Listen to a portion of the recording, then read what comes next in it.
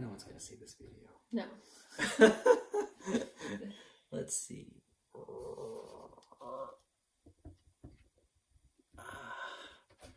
There we go. There we are. So, Emily. Yes, Miguel. See where the camera is. It's right there. Oh, good. Okay. So, Emily, where's the camera? Oh, got it. Okay, got it. Okay, yeah.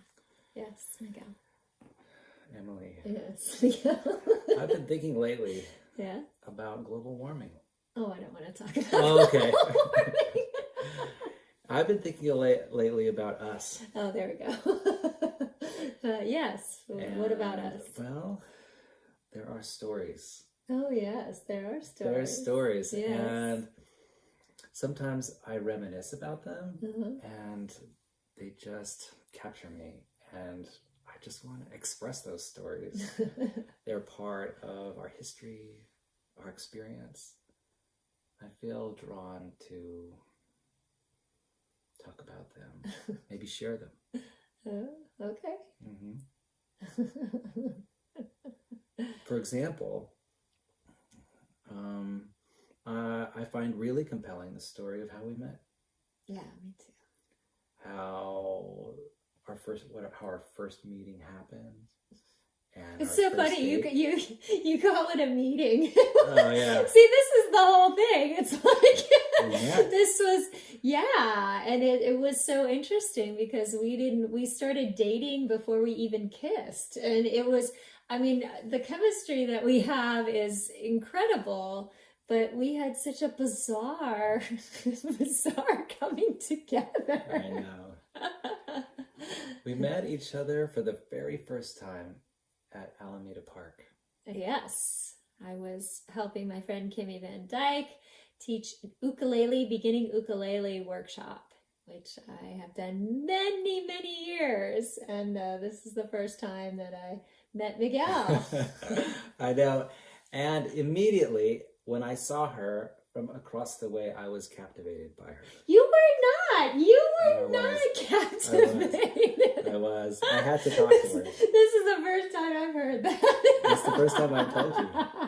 Well, that's sweet. Well, I was intrigued with you because they talk about how when you meet that special someone, there's a recognition, and there's just something energetically that happens, and it happens so strongly.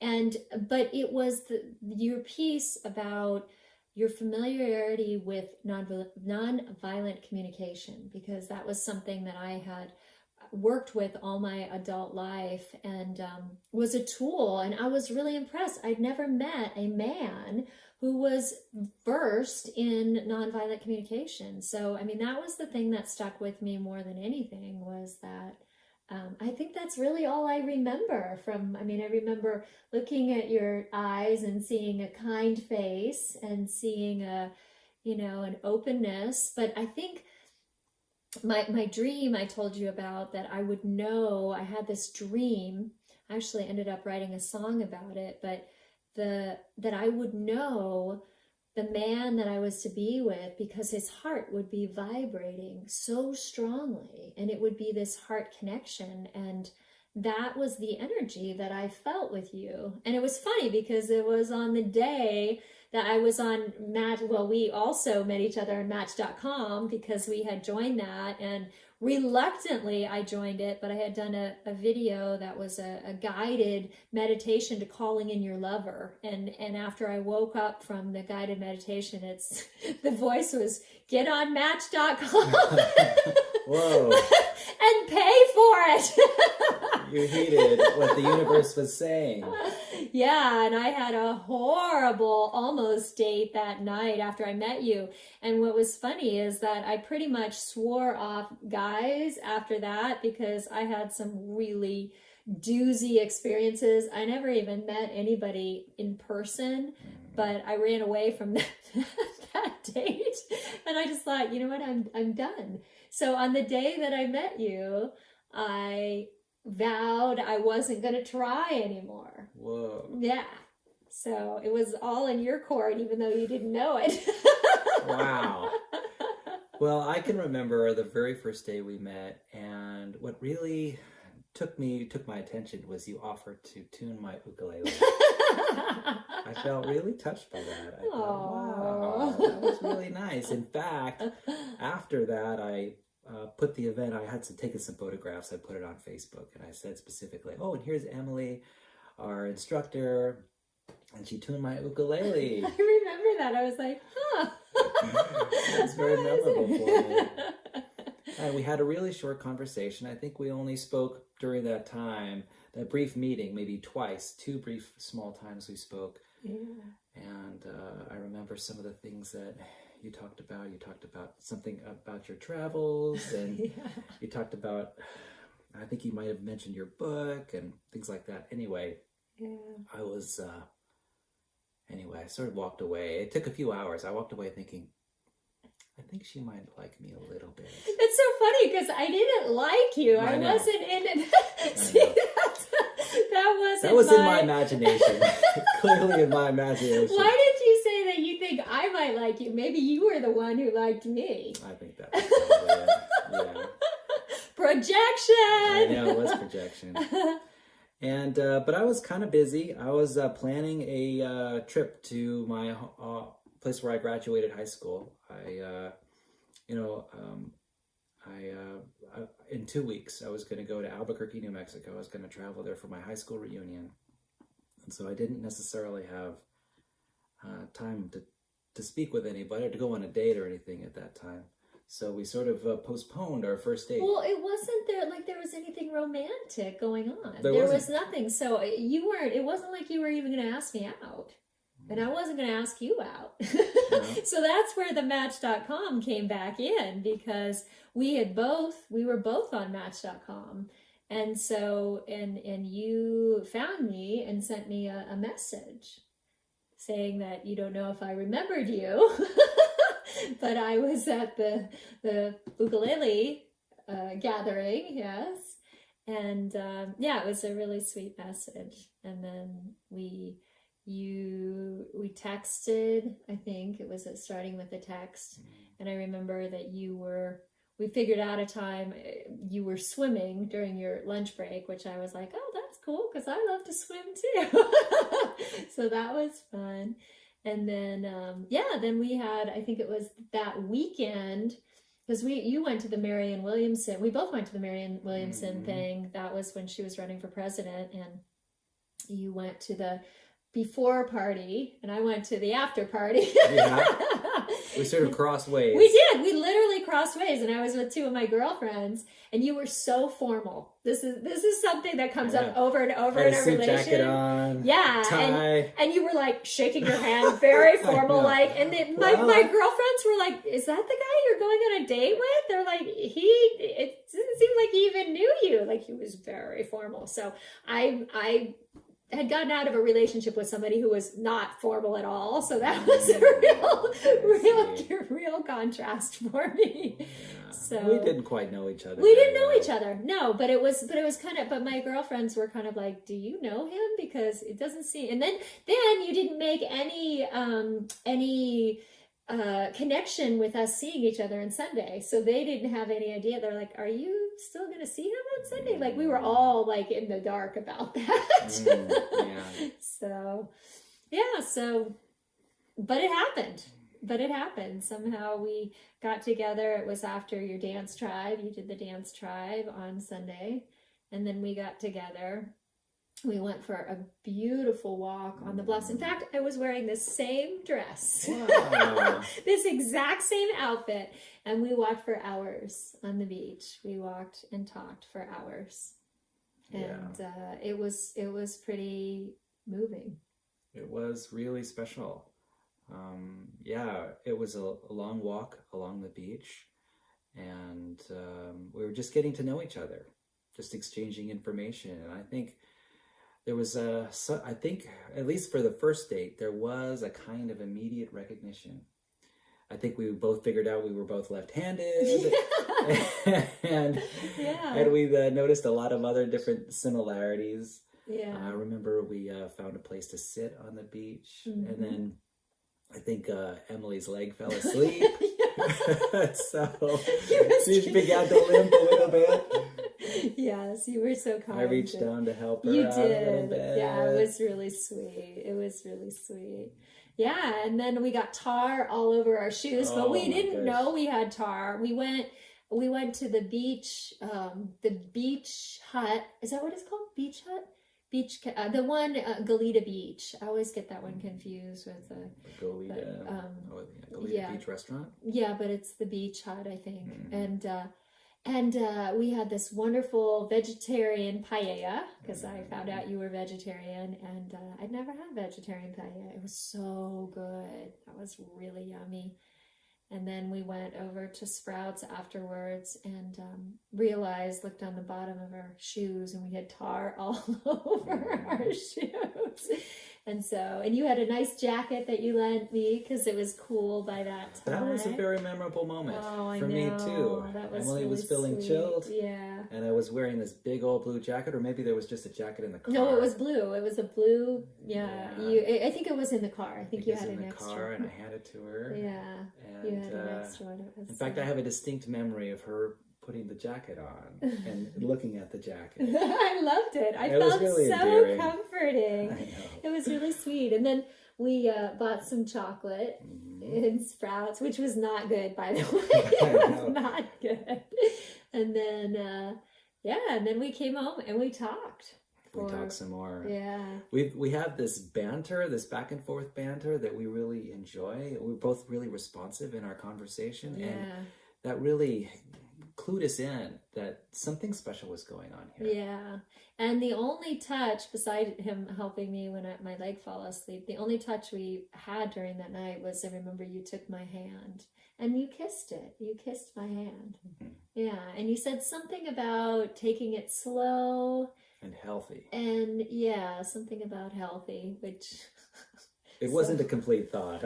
I was still shook a little bit by how great a time I was having and how we were resonating with one another, how our energies were so aligned. Yeah, it was really kind of exciting. It was very exciting. And so, but the relationship from there it was kind of bumpy right off the bat. He left his shoes at my place. I walked outside in the morning and there were his tar covered shoes. I was like, did you leave these on purpose? I did, by accident. No, by accident, I left them. So you must have walked out to your car in bare feet, or what did you do? You know, I think I might have had shoes, tennis shoes or something. Extra shoes. Well, you got extra shoes. Bunch of stuff in your bag. I know. I'm well You got prepared. prepared. I'm like a Boy Scout. Yeah. I'm ready for anything. Yeah, it's pretty amazing. And then, but then after that, we were super excited, and then we kind of moved things very quickly because on the second date, we decided we were going to have a relationship, and we still hadn't kissed, right? We didn't know if there was any real chemistry between us. But we both got on board with it. We went through the whole dynamic and we took a picture. I think we even put it on Facebook. And then I was like, what are we doing? We don't even know. I mean, to be a romantic partner, I've done this before, like, been in not before I kissed, but we didn't have those sparks, right? And so it was very bizarre. And, but I don't know, it kind of took us apart a little bit, and then we came back together at another point, and that was a sweet moment. Yeah. That was the first time we kissed. Those first couple of dates were really memorable for me because, well, at least for me, there was this connection, deep connection that I haven't had with another person for my previous life. And something else, there was also this deep sense of trust that I had, that I could sort of let her know everything about me, and that I would find acceptance and appreciation, and it just blew me away. It was a shock, in fact. I really didn't quite know what was going on. All I knew is that I was really deeply connected to this woman. Yeah, well, we had talked about that trust too. And when I was single, and I'd only been single for 6 months, so it wasn't that long, but during that period, I did a lot of soul searching and deep work. But I also got to a point wondering how I was going to trust somebody after I'd been in a relationship for 4.5 years. How long it takes. And I had issues of trusting men all of my life. And so I wasn't easy to trust, especially men. And so, but I found myself, I mean, even the second date, because Miguel was living in Lompoc at the time and he would drive up for the weekends. And the second date, I offered for you to sleep in my place and not in my bed, but I would offer to blow up the bed for you. And I was so shocked that I would create that offer because, one, I'm not somebody who sleeps around. It's just not my way. And I still didn't know you. It had only been 2 dates. And so, but I felt safe in offering that. And then it was so sweet how you said that you weren't wanting that, but you would stay in your van. So you were right outside and you came in the morning. I remember you took a shower. I remember because I was playing the piano while you were taking a shower. You took a long shower that morning. It was like 45 minutes. You had a lot of practice that morning. And so it was, but it was really special. I agree with you. I think the overall, and we had talked about, we both put together, Miguel put together a vision board of what he wanted in a partnership. And I put together a list upon my encouragement of my friend Karen, who she and her partner came together and they had identical lists. And so I put together my list and been working on it for a few years. So, yeah, so pretty inspiring for us at least. So. Yeah, how magical it is to meet someone that really aligns with a wish list that we put together and a vision board that we put together. I know. And also, in the meantime, we've been working on defining our values and sort of understanding what our approaches are to life. And, we're finding a lot of alignment, and it's just been a wonderful journey. A lot of fun. Yeah. And it is a journey. I called the period between when that 6-month period that I was single, I called it the labyrinth of love. And the labyrinth, a labyrinth is a maze, right? And it's a journey. And so, and I saw that early on in our relationship, that it was like we would open and then there would be these blocks and it would shut us down in ways. And so, but the neat thing is that we've so far, and we've been together for 7 months now, right? So far, we've found ways to maneuver through this labyrinth that have brought us new perspectives, new horizons. And I feel like I'm growing so much as a woman and as a partner in this relationship. So I feel like this relationship is helping us to evolve as spiritual beings on this planet, Yeah, we both happen to have traits where we're really kind to others, even under periods of stress. And we're also good listeners and good communicators, or at least what this is really is just sort of an unfolding of what we've done to sort of prep and prime ourselves to prepare. Yeah, exactly. Learning about relationships. Yeah, that's it. We're just on this adventure learning about relationships, and this is our first video to explore that. I know. So thank you so much for listening. And stay tuned next time where we explore another topic of the story of us. Sounds wonderful. Can't wait.